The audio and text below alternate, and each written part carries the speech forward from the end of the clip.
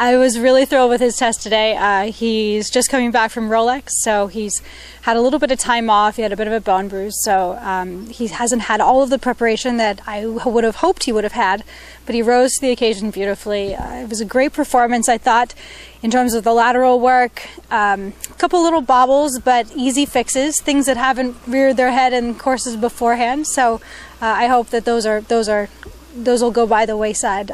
But all in all, for the amount of preparation that he's had, I'm really thrilled.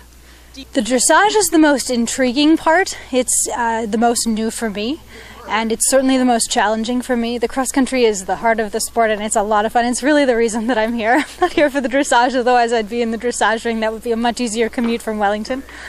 But it's been fascinating. It's really improved my riding in a lot of ways. I bring it into the show jumping world, and I use it more. I found it has enhanced my ability to help younger horses, help horses with problems, and get together with horses faster. So it's been a real asset that way. The cross country is the most fun though, and I've taken to that much faster than the dressage, but also at the same time a lot more effort's been put into the dressage. So hopefully they'll balance out in the end. And do you find that jumping is a very good base for someone that... Absolutely. I think that for horses and riders, I think that coming from the jumper world, not necessarily from the hunter world, but from the jumper world, the equitation world, I'm not saying that it's preparing you for what's out there in the cross country, but I would say that it gives you a great sense of the balance, the momentum. The terrain then is an exposure issue. You need to experience it and learn how to ride it. But it's not once you have a firm base and a handle on being with the momentum, with the horse's balance, how far out do you need to start setting up? What is the terrain going to do to you? The terrain, that can come last. The water, that's different. The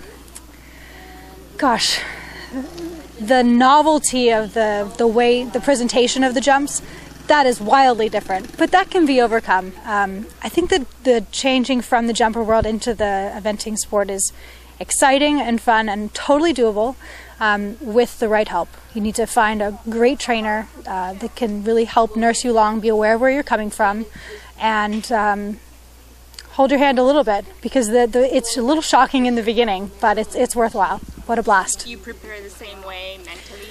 Very much the same. The pressure is the same. The horse is the same.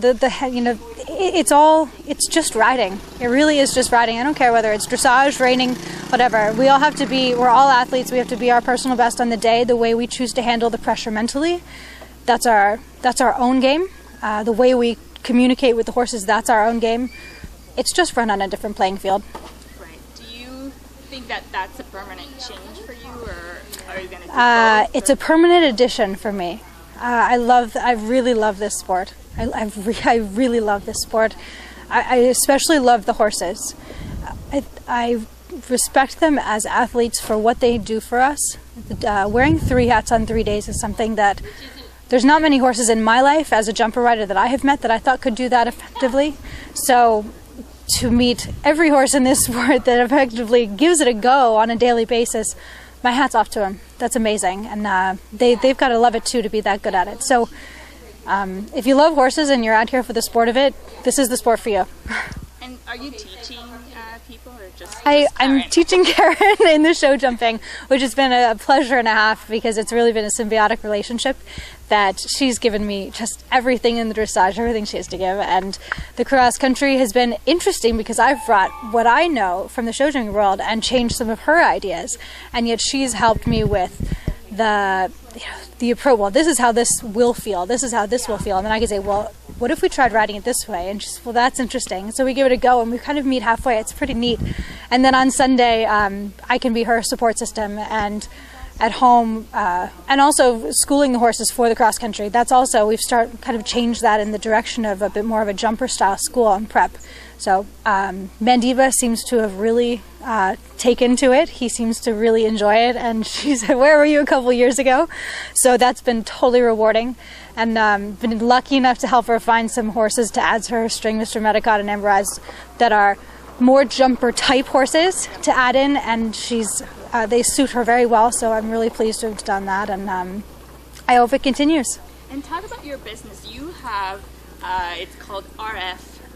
Okay, all the well, horses are coming up, like, and I know Raylan Farms. Rowdy got- Raylan Farms is it's a show jumping import business that we've been in business. My parents have been in business with it for 30 years. I became a professional 15 years ago, and so when I thought, you know what, I'd kind of love to bring some jumpers in and try to bring them into the eventing world. I thought, what are we going to call these horses? How are we going to identify them? I thought RF eventing was a neat. That's pretty not that original, but whatever. And something to identify those horses.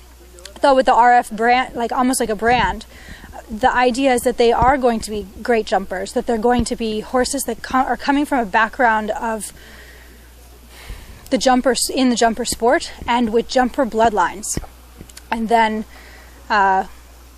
obviously they have to have the movement, but the movement can be enhanced, and the movement is producing out there. So you have Amber Eyes, she's doing great today. Rowdy Adams bought RF Blitzfee.